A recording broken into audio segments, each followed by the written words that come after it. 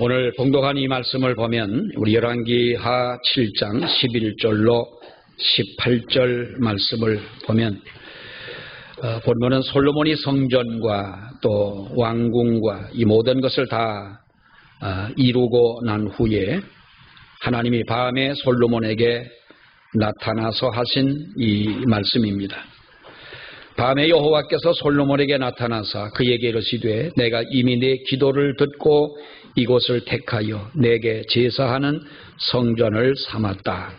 그러면서 13절 말씀에 보면은 혹 내가 하늘을 닫고 비를 내리지 아니하거나 혹 메뚜기들에게 토산을 먹게 하거나 혹 전염병이 내 백성 가운데 유행하게 할 때에 내 이름으로 일컫는 내 백성이 그들의 악한 길에서 떠나 스스로 낮추고 기도하여 내 얼굴을 찾으면 내가 하늘에서 듣고 그들의 죄를 사하고 그들의 땅을 고치겠다. 이것이 바로 하나님이 오늘 이 솔로몬에게 하신 이 말씀인 것입니다. 내가 하늘에서 듣고 그들의 죄를 사하고 그들의 땅을 고치겠다. 하나님께서 성전에서 기도하는 성도들의 기도를 들으시고 그리고 어떠한 죄라도 하나님 앞에 나와 회개하는 성도들의 그 모든 죄를 사하며 그 백성이 살아가는 이렇게 그 하나님께서 하늘을 닫아 비를 내리지 아니하고 메뚜기들을 통해서 그 모든 이 소산을 먹게 하고 그리고 전염병이 백성 가운데 유행하게 할 때에 내가 그 모든 땅을 고쳐주겠노라 라고 이렇게 말씀을 하십니다. 하나님이 들으시고 하나님이 사하시고 그리고 내가 너희의 살고 있는 땅을 고쳐주겠다 하시는 이 하나님의 은혜가 이 말씀처럼 저와 여러분에게 이루어지기를 원합니다. 지금은 우리가 세계 어디를 보아도 위기의 땅이고 위기의 시기임에는 틀림이 없습니다. 어쩌면 우리는 불안한 이러한 시대를 살아가고 있습니다. 믿음으로 살면 되지. 그리고 하나님 앞에 모든 것을 맡기면 되지. 왜 믿음이 없이 불안해하느냐 할지 모르겠습니다만은 우리가 믿음이 없어서가 아니고 하나님 앞에 모든 것을 맡기지 못해서가 아니라 우리가 살아가는 이 세상이 마치 어떤 위기를 맞고 있는 그런 모습과도 같은 바로 이러한 세상이라고 하는 것입니다. 저는 이 터키라고 하는 나라의 이야기를 뉴스를 통해서 들을 때마다 가슴 한쪽이 텅 비는 것 같은 그런 느낌을 받습니다. 터키라는 나라가 여러분 어떤 나라입니까? 우리가 물론 이스라엘, 예루살렘도 중요하지만은 성경에서 볼 때에 정말로 소중한 그러한 땅이었지만 터키라고 하는 나라는 사도 바울이 그토록 목숨 걸고 복음을 전했던 소아시아 지역이고 많은 교회들을 세우고 그리고 영혼을 사랑했던 바로 그 지역이 오늘날의 그 터키 지역이 아닙니까? 그러나 여러분 그 모든 교회들은 다 없어지고 그들은 복음을 외면하고 지금은 터키의 국민의 99%가 그야말로 이슬람 교도들, 무슬림이 되고 말았다고 하는 것입니다. 며칠 전 터키에 대한 뉴스가 나옵니다. 산불이 나서 많은 살림을 태웠고 그 여러분 뉴스를 통해 보셨겠습니다마는 요즘에는 사상 최고의 이런 그 홍수가 나서 온 시내가 물바다를 이루고 많은 사람이 죽음을 당했다는 것이죠. 물론 터키뿐만은 아닙니다. 며칠 전에 뉴스를 보니까 러시아는 산불이 나서 우리 남한 땅 넓이의 한 2배 정도의 그 모든 산림을 다 태웠다 그럽니다. 얼마나 큰 산불이 났는지 그 연기가 북극까지도 도달을 했다라고 하는 이런 그 뉴스를 보면서 정말로 거기에다가 우리가 그것뿐이겠습니까? 코로나는 점점 더 강한 바이러스가 온 세상을 뒤덮고 있는 이러한 시대를 우리들이 살아가고 있습니다. 여러분 어떻게 보면 또 다른 모습의 소돔과 고모라와 같은 이러한 모습이 아닐 수가 없겠습니다. 얼마 전만 하더라도 백신을 맞으면 우리는 코로나는 종식이 될 것 같은 한 가닥의 소망을 가졌습니다마는 백신을 맞아도 1차, 2차를 다 맞아도 코로나는 여전히 감염이 되어지고 변이 바이러스라고 하는 것이 나타나서 정말로 언제 끝이 날는지 모르는 이런 불안 속에 사람들은 살아가고 있다고 하는 것이지요. 우리가 지금 세계를 돌아보면 어디를 가도 불안하기는 마찬가지다라고 하는 것입니다. 그래서 우리 이 시대를 걸어서 혼란의 시대요, 불안한 시대요, 그리고 위기의 시대를 우리는 살아가고 있다. 세계를 바라보면 이것뿐만이 아니지 않습니까? 우리나라는 부패의 공화국이라고 하는 OECD 국가 중에서 어떻게 보이는 그 부패의 지수가 가장 높은 나라라. 부끄럽고 창피하고 정말 이것만은 1등을 하지 않아도 될 텐데 우리나라의 이 모든 윤리와 도덕적인 이러한 문제, 여러분 정말로 심각한 문제가 아닐 수가 없습니다. 아태 지역의 17개 국가 중에서 청소년들이 어른을 공경하는 바로 이 존경심, 어른을 존경하는 존경심에 존경하는 사람이 없다는 것입니다. 세계에서 1위 하는 것이 여러분 한두 가지가 아닙니다. 위암이나 이런 암이, 그래서 암 사망률, 또 음주, 우리가 그 소비량, 교통사고 사망률 1위를 하는 것이 여러분 얼마나 많은지 모릅니다. 이렇게 우리 사회가 건강하지 못한 것은 분명한 사실이고 어떻게 보면 그야말로 중병이 들어있는 것 같은 이러한 세상을 우리가 살아가는 불안하고 괴로운 이 세상이 아닐 수가 없다는 것이지요. 그러나 여러분 이런 현상은 우리 시대, 우리에게만 갑자기 나타난 것은 아니라는 것입니다. 오늘 이 본문의 말씀을 보게 되면 평화와 부귀 영화를 자랑하던 솔로몬 시대에 있었던 그 얘기를 우리에게 주고 있습니다마는 성경은 이렇게 말합니다. 13절 말씀에 홍대가 하늘을 닫고 비를 내리지 아니하거나 혹 메뚜기 떼로 토산을 먹게 하거나 혹 전염병으로 내 백성 가운데 유행하게 할 때에 라고 말씀을 합니다. 사회적인 재앙이고 국가적인 재앙이 아닐 수가 없는 것이죠. 우리가 이 말씀에 여러분 무슨 뜻입니까? 하늘을 닫고 비를 내리지 아니한다라고 하는 이 말은 가뭄과 기근과 태풍과 홍수와 지진과 대기오염과 생태계 파괴와 또 요즘 같은 지구의 온난화와 이상기후와 여러분 이 지구촌이 몸살을 겪고 있는 바로 이 시대를 우리가 살아갑니다마는 바로 이와 같은 하나님의 어떻게 보면은 천재지변을 통한 재난을 말씀하고 있지 않습니까? 인간들은 우리가 하나님의 섭리를 인정하지 않기 때문에 천재지변이다 이렇게 말합니다. 어제 뉴스를 보지 않았습니까? 142만 2년 만에 지구 표면이 가장 뜨거웠다는 것인데 나는 궁금한 것이 그럼 142년 전에 그때의 지구의 표면은 누가 재했느냐, 몇 도로 재했느냐는 거죠. 점점 더 이 지구는 뜨거워지고 인간들은 말하기를 천재지변이라고 말하지만은 하나님은 말씀하시기를 내가 하늘을 닫고 비를 내리지 아니한다는 것이죠. 그럴 때에 또 메뚜기가 농작물을 먹어치울 때라고 말씀하고 있는 그것은 메뚜기 떼가 나타나서 이렇게 농작물을 먹어치우기도 물론 하겠습니다만은 이것을 좀 더 우리가 구체적으로 본다면 사업의 실패나 사업의 부도나 경제적인 위기나 또는 전쟁과 테러나 실직을 하고 무직 상태에 있고 우리가 여러 가지 많은 가정의 파산이나 이런 위기가 올 때에를 말씀하고 있는 것입니다. 일상적으로 생활하고 있는 우리의 모든 삶이 이렇게 경제적으로나 모든 삶의 제한이 되어지고 어려움을 겪을 때를 말씀하는 것이고요. 또 한 가지는 전염병으로 내 백성 가운데 유행하게 할 때에 그럽니다. 여러분, 역사를 보게 되면 어느 시대나 평안하고 안전한 시대는 여러분 없었습니다. 코로나19라고 하는 것이 새로운 바이러스로 우리 모두를 여러분 위협하고 있고, 그것뿐만이겠습니까? 날마다 유행성 독감이 얼마나 많은 사람을 괴롭힙니까?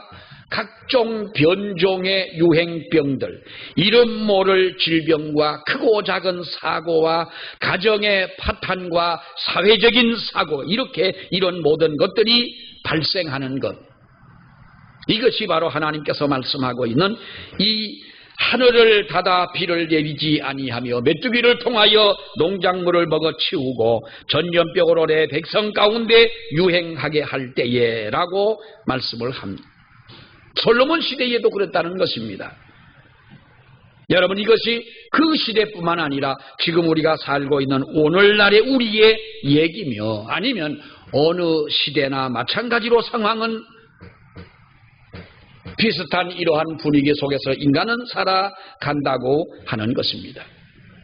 하나님은 이럴 때에 어떻게 하라고 우리에게 말씀을 하십니까? 사람들은 이렇게 말합니다. 정치적인 개혁, 사회적인 개혁, 교육의 혁명, 여러 가지로 우리가 좋은 말을 합니다만, 그러나 분명 이것은 하나님께서 우리가 정치나 사회나 교육이나 문화나 이러한 것들을 개혁하라는 말씀이 아니라, 하나님은 우리에게 회개를 촉구하시는 하나님의 음성인 줄로 여러분 믿습니다. 이런 위기가 어디로부터 온 것이냐라고 하는 것입니다.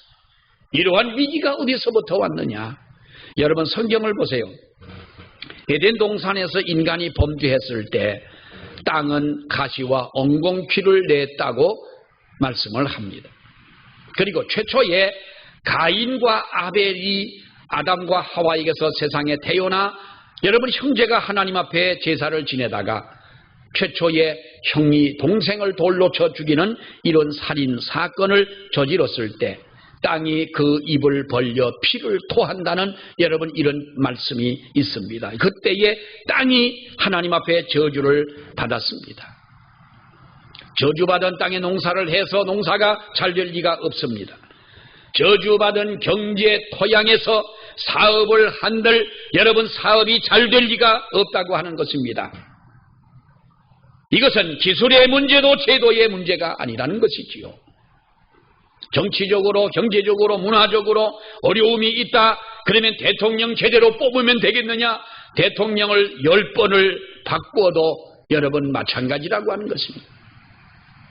이런 말이 있지요. 출근하는 남편 뒤에서 아내가 말합니다. 돈을 달라는 말입니다. 등록금도, 애들 등록금도 내야 되고 세금도 내야 되고 또 추운 날씨가 추워지기 전에 옷가지도 준비를 해야 되고 반찬도 떨어졌고 뭐 이렇다고 나 출근하는 남편 뒤에다 대고 말을 하니까 남편이 뒤돌아보면서 한마디로 말을 해라. 돈 달라고. 돈이 없다고 한마디만 하면 될 걸 갖다가 뭔 게 말이 많냐는. 마찬가지로 여러분, 문제는 오직 한 가지입니다. 경제가 어떻다, 정치가 어떻다, 문화가 어떻다, 뭐가 어떻다고 복잡하게 말하지 말고 문제는 죄의 문제라고 하는 것입니다. 인간의 문제라고 하는 것입니다. 다시 말하면 인간의 죄악의 문제라고 하는 것인데 회복의 길은 없느냐라는 것이죠. 만신창이가 되어져 사람들의 마음이 공허해지고, 여러분 요즘에 보면은 공황장애라는 여러분 이야기들을 많이 듣지 않습니까? 웬만해 보면 공황장애입니다. 저는 이 공황장애라고 하는 환자를 서울에서 공부할 때에 우리 친구를 통해서 한번 들었어요. 어떤 친구가 그러는 거예요. 가정교사도 아니고 어느 서울 필동의 중구지요. 필동에 있는 어느 집에 돈이 많은 집 아들인데 연세대학을 다니고 있는데 이 아들이 마음이 불안해가지고 빌딩 옆을 못 지나간다는 거예요. 이 빌딩이 너무 덮칠 것 같아가지고 이 빌딩 옆을 못 지나가. 지하철을 타고 가면 무너질 것 같아가지고 지하철을 못 타게. 버스를 타고 가다 보면 사고 날 것 같아가지고 버스를 못 탄다. 아니 그럼 어떻게 서울에 산다는 거예요? 저기 몽골 같은 불판에 가서 살면 몰라도 그렇다고 해가지고 마음에 두려움이 없는 거예요. 남자 그때 처음 그 말을 듣고요. 그 집에서 뭐라면 이 불안해하는 내 아들을 위해서 와서 성경 공부를 하루에 1시간만 가르쳐주고 기도를 해주고 하면은 신학교를 다니는 이 신학생이니까 그렇게 하지만 해준다면 뭐 요즘 말로 하면 가정교사처럼 이렇게 대가를 준다는 거예요. 그 얘기를 듣고 참 사람의 별 병이 다 있다.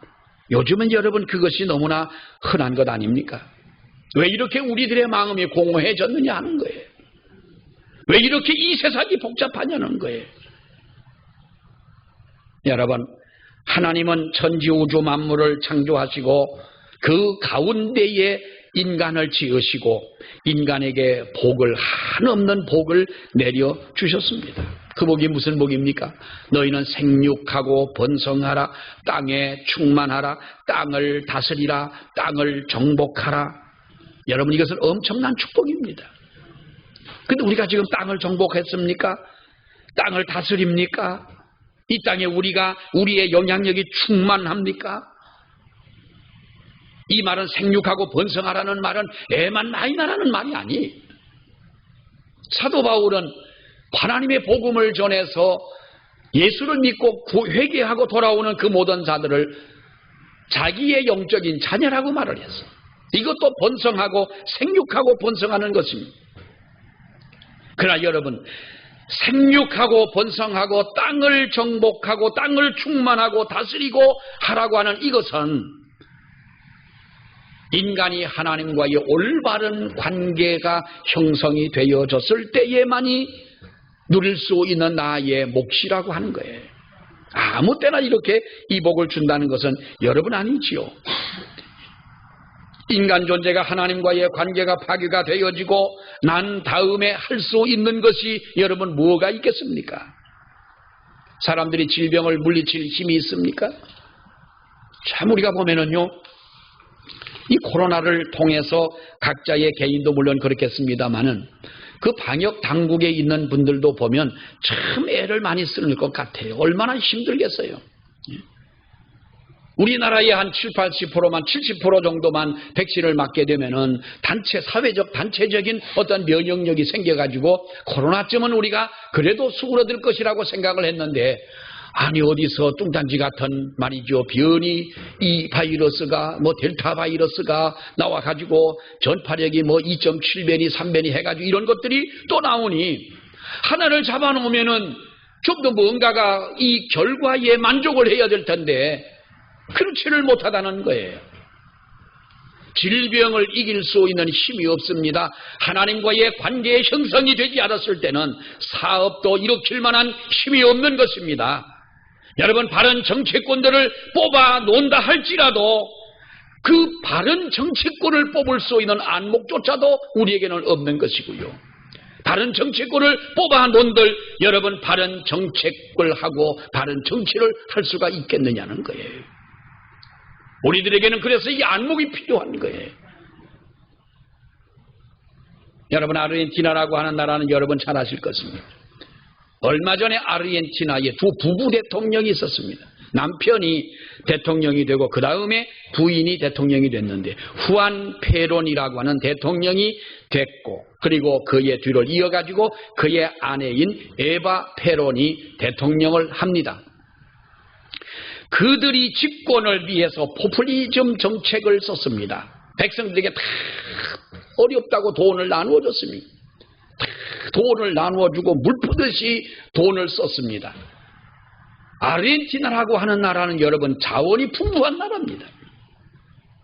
그런 나라가 세계 경제 10대국에 들었던 나라가 두 부부 대통령이 집권하면서 경제는 아주 몰락을 해버리고 그 나라는 지금 얼마나 어려운 여러분 이런 속에 살아갑니까? 대통령 한 사람 그런 부부가 대통령을 해가지고 이 나라를 여러분 그야말로 아주 그 두 부부가 말아잡섰어요.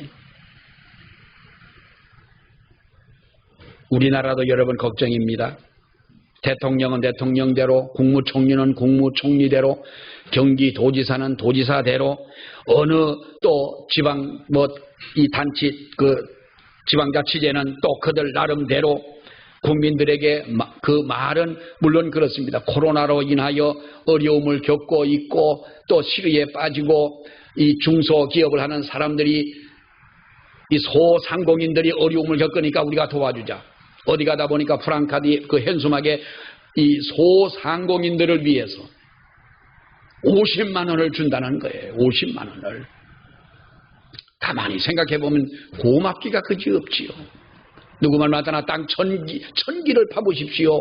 50원이 나오나. 그런데 50만 원을 준다는 거예요. 근데 또 가만히 생각을 해보면 그 누구 돈으로 주느냐. 50만 원을 준들 국가에서 나가는 돈은 엄청나게 많지만은 그 50만 원 가지고 해결이 되느냐 하는 말이에요.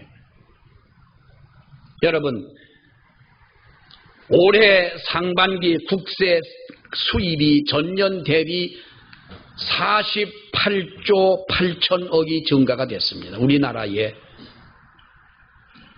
중내산해 하지만은 작년 대비 올해에 48조 8천억이라고 하는 세금이 더 거쳤다는 거예요. 믿음이 좋아갖고 놀래지도 않고 요동도 없으시네. 그런데 국가에서 여러분 말하기를 뭐라고 말을 했느냐 하면 경제 회복에 따른 법인세, 부가가치세 증가와 자산시장 호조로 경제가 크게 이렇게 늘어났기 때문에 이 세금이 이렇게 많이 거쳤다는 거예요. 난 이런 말 하고 싶지는 않은데요. 사실 가만히 듣다 보니까 여러분 그래서 경제가 호조돼서 48조 8천억이라고 하는 돈이 더 거쳤습니까? 엄청난 세금을 마구잡이로 걷어들이고 나서 경제가 좋아졌다? 누가 이걸 여러분 믿겠어요? 그 돈을 막 푸는 거예요. 이게 포퓰리즘 아닙니까 여러분? 주는 돈 이거 고맙기는 한데 고마운 것 같기는 한데요. 이거 우리가 가만히 생각을 해보면 내 살 내가 깎아먹는 거나 똑같은 거예요. 우리나라 경제가 끝까지 여러분 이렇게 간다는 보장도 없는 것 아닙니까? 하나님과의 관계가 잘못 형성이 되어지게 되면 우리의 힘으로 할 수 있는 것은 여러분 아무것도 없어요. 심지어 올바르게 정치할 수 있는 정치인들을 선별할 수 있는 안목조차도 우리에게는 없다는 거예요. 바른 교육 정책을 세워줘도 교사들이 바르게 가르칠 수 있는 지혜가 없는 것이고 돈을 벌 힘도 없고 벌어도 바르게 쓸 힘조차 없어지게 된다라고 하는 것이지요. 이사야 선지자가 뭐라고 말합니까? 회개를 촉구하는 하나님의 음성을 듣지 못하고 방심하다가 엉뚱한 곳에서 엉뚱한 방법으로 문제를 해결하려고 하니까 이사야 선지자가 뭐라고 말씀했습니까? 슬프다 범죄한 나라요 허물진 백성이요 행악의 종자요 행위가 부패한 자식이로다. 그들이 여호와를 버리며 이스라엘의 거룩한 자를 만홀히 여겨 멀리하고 물러갔도다. 너희가 어찌하여 매를 더 맞으려고 패역을 거듭하느냐라고 했어요. 패역을 거듭하느냐. 회개하라는 하나님의 음성에 순종하지 아니할 때 머리부터 발끝까지 하나님께서 매를 댈 것이다 라고 하는 것입니다. 일찍이 하나님의 백성들은 천재지변을 당하거나 전쟁을 일으키거나 혹은 환난을 당하거나 개인적인 어려움을 당하거나 아니면 공동체적인 고난이 몰려왔을 때 성전에 나가서 엎드려 부르짖었습니다. 그리고 하나님께서 그렇게 하시라는 겁니다. 코로나로 인하여 우리가 다 모일 수는 없는 것은 사실입니다. 거리두기를 해야 하는 것도 여러분 당연한 것입니다. 이 나라가 무슨 사탄이 이 나라 정책을 하는 것이 아니라 우리가 뽑은 정치인들이 지도자들이 하는 정책이기 때문에 우리도 그들의 정책에 따라줘야 하고 순응을 해야 되는 것입니다. 그러나 하나님 앞에 나오는 것을 코로나로 인하여 우리가 핑계를 댄다면 이것은 여러분 안 될 것입니다.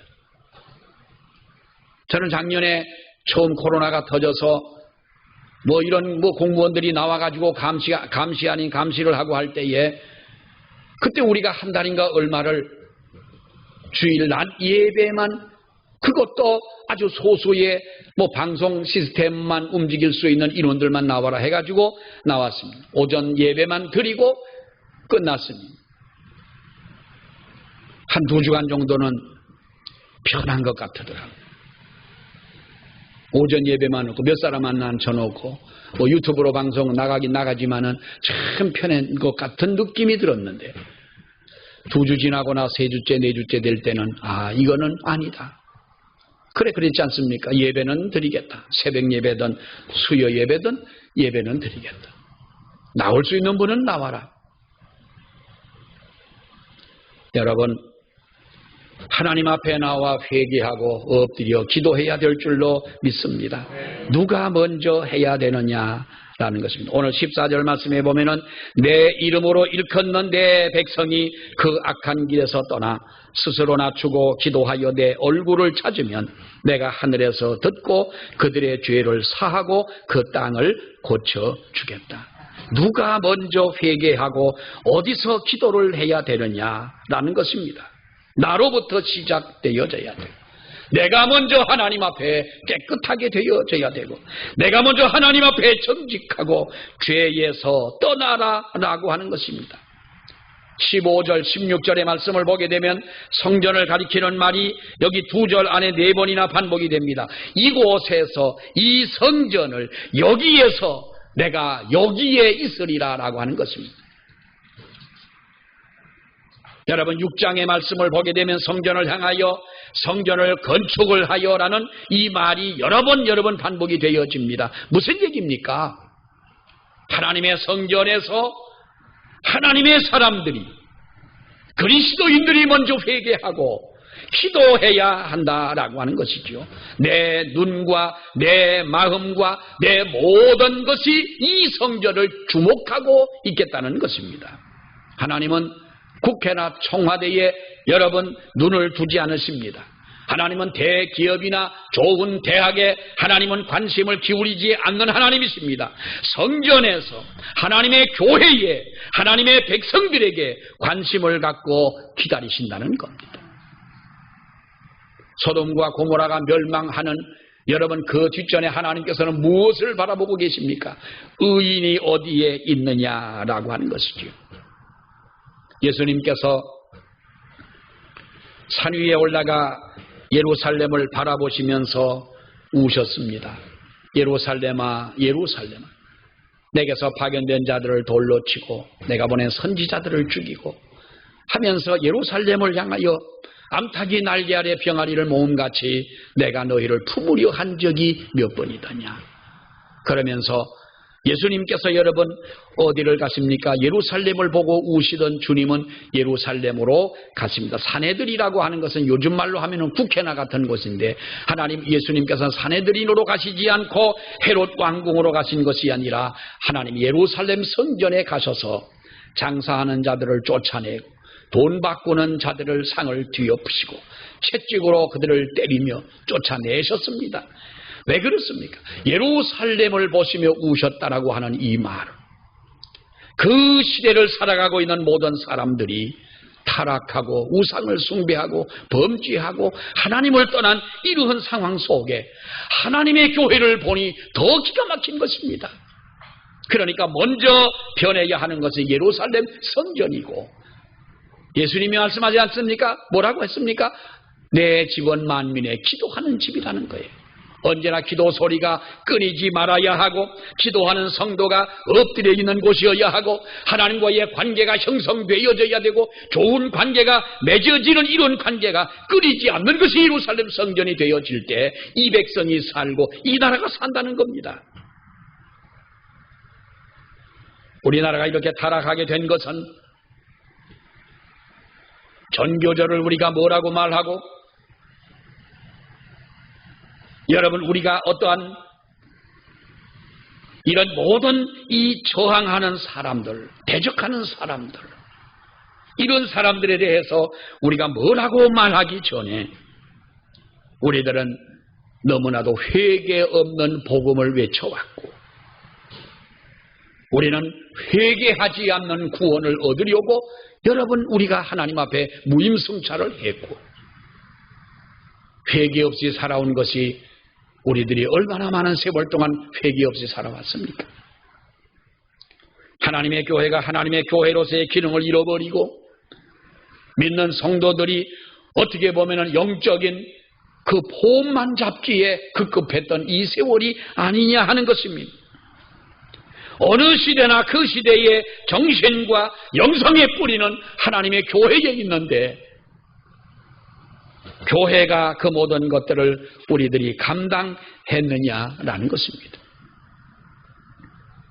하나님께서 하늘을 닫아 비를 내리지 않고 메뚜기를 통하여 토지의 소산을 다 갉아먹고 그리고 유행하는 질병들이 이 세상에 있을 때 누구라도 하나님 앞에 나와 엎드려 기도하고 내 성전에서 회개하고 내 백성들이 기도한다면 나는 너희들의 기도를 들을 것이고 죄를 사해 줄 것이고 내가 이 땅을 고쳐 줄 것이다. 이 세상의 어려운 문제는 여러분 해결할 방법이 없습니다. 저와 같이 공부를 하던 어떤 목사님이 다른 교단으로 가서 목회를 하고 계시다가 지금은 다시 또 합쳐지는 바람에 우리 같은 합동측 목사가 됐습니다만 오랜만에 그분을 만났습니다. 늘 도봉산 기도원을 올라가서 이렇게 기도를 했습니다. 목요일 밤이나 금요일 밤에 도봉산 기도원 올라가서 그때는 도봉산 기도원을 가는 것이 아주 어려웠습니다. 종로가에서 버스를 타면 의정부로 가는 이 의정부 호원동에 내려서 도봉산이긴 하지만 올라가서 새벽까지 기도하고 내려오고 하던 그 목사님인데 4년 전에 어느 이제 하와이에 가 있는 친구하고 또 서울에 있는 다른 친구와 이렇게 만나서 우리가 기도해야 되지 않겠냐. 그래가지고 4년 전부터 도봉산에 올라가서 다시 기도한다는 이야기를 들었습니다. 그러면서 그럽니다. 우리가 교회가 기도를 이제는 안 하지 않느냐. 성도들이 기도를 안 하지 않느냐. 옛날에는 또한 문제만 있으면 울면서 하나님의 성전을 찾던 우리들이 아니냐. 근데 이제는 그렇지 않냐. 그것을 하지 않지 않느냐. 요즘은요, 도봉산에 기도하는 사람들이 많답니다. 점점 늘어나더라는 겁니다. 정말 어떻게 보면 고무적인 그런 일이 아닐 수가 없습니다만은 여기 나와서 기도하면 내 백성이 하나님의 성전을 찾으면 내가 그 땅을 고쳐 주겠다라는 것입니다. 여러분, 미국에 있는 어느 목사님이 은퇴가 얼마 남지 않았습니다. 그런데 어느 날 밤에 강도가 들어와 한인교회 한국 목사님입니다. 강도가 그 목사님 집에 들어왔습니다. 꼼짝 마라. 아무튼 강도를 안 해봐가지고 그 좀 멘트가 잘 그렇습니다만 뭐 그 강도의 멘트는 다 똑같잖아요. 꼼짝 마라. 예? 입을 뒤집어 씌워놓고 움직이면 죽인다. 아주 가족을 죽인다. 위협을 하면서 있는 거 다 내놔라. 뭐 통장도 주고 그러니까 그 목사님 뭐라 그러냐면 목숨만 살려주면 내가 다 드리겠다. 또 뭐 통장도 주고 있는 돈도 다 주고 다 줘서 이제 강도를 달래서 보냈답니다. 강도가 가족들을 다 모아놓고 이불을 뒤집어 씌워놓고 10분 동안 가만히 있지 않으면 죽겠다. 그 주인은 문 닫고 나갔는데 뭐 꼭 10분 지킬 게 뭐가 있겠어. 강도가 들어와 칼을 들여대고 있는 거 다 내놓으면 살려준다. 할 때에 목숨만 살려주면 내가 다 주겠다. 이래서 다 뺏기고 나서 이불을 뒤집어 쓰고 강도가 나가더랍니다. 문을 닫고 나가서. 그래도 두려워가지고 이불 밑에 엎드려서 하나님 앞에 하나님 강도가 가게 해서 감사합니다 하고 기도하다가 그만 이 목사님이 엉엉 울었답니다. 하나님, 목숨만 살려주면 강도 앞에 모든 거 다 드리겠다고 하는 자기의 그 말이 너무나도 부끄럽습니다. 목사로 그 어려운 이민 목회를 하면서 여러분 미국의 교회라고 하는 교회는요, 우리가 상상을 못합니다. 우리 한국 교회는 양방입니다. 뭐 그렇게만 아십시오. 이민 목회 정말 어렵습니다. 그 어려운 목회를 하고 했는데 한 번이라도 하나님 앞에 나는 목숨을 드리겠다는 이런 얘기는 한 번도 한 적이 없고, 내가 다 드리겠다고 하나님 앞에 고백한 적도 없는데, 일면식도 없는 강도 앞에 그 칼날이 무서워가지고 목숨만 살려주면 다 드리겠다고 하는, 목숨만 살려달라고 했던 자신의 그 모습이 너무나 하나님 앞에 부끄러워서 엉엉 울었답니다. 여러분, 어떻게 보면은 하나님께서 오히려 그런 신앙 고백을 원하지 않겠어요? 하나님, 왜 세상이 이렇습니까? 나훈아 씨가 언제 한번 나와가지고 노래를 부르는데 그 멋있는 노래를 불렀어요. 테스 형, 난 테스가 누군가 했는데 소크라테스 형, 어떻게 족보가 그렇게 됩니까? 나시하고 테시하고는 성도 다른데, 또 언제적 소크라테스인데 소크라테스 형, 세상이 왜 이래? 그런 거예요. 왜 이러긴 왜 이래? 인간의 죄 때문에 그런 거지요. 하나님은 우리가 하나님 앞에 진실한 회개를 하기를 원하시고 진실한 고백을 하기를 원하고 계시는 줄 믿습니다.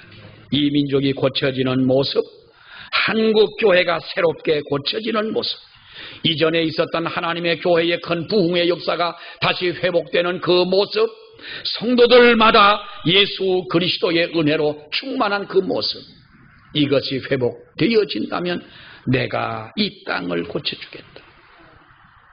비를 그쳐 이 땅에 기갈이 심한 이것도, 유행하는 모든 질병도 내가 고쳐주겠다. 이 하나님의 은혜가 정말로 우리들의 믿음 때문에 다시 회복되는 역사가 있기를 축원합니다. 기도하겠습니다. 하나님 아버지, 은혜를 감사합니다. 오늘도 우리를 사랑하셔서 아버지 앞에 나와 예배하게 하시고, 너희가 하나님 앞에 나와 회개하고 하나님의 성전에 나와 너희가 기도하면 내가 이 모든 백성들의 기도를 듣고 또 죄를 사하며 그리고 황폐해진 이 땅을 고쳐주겠다고 말씀하신 아버지 하나님, 다시 한번 하나님의 교회를 향하여 우리 성도들이 나아올 수 있는 은혜를 주시고, 엎드려 기도하는 성도가 있게 하시고 회개하는 한국교회 모든 성도들이 되게 하여 주셔서 다시 회복되는 놀라운 은혜가 이 땅에 이루어지도록 하나님이여 도우시며, 믿는 성도의 기도 때문에, 하나님의 교회의 변화 때문에 이 세상이 하나님 앞에 회복함을 받고 복을 받고 은혜를 받았다고 하는 이 사실이 온 땅에 알려지는 역사가 있도록 하나님 우리를 도와 주시옵소서. 예수님 이름으로 기도하옵나이다. 아멘.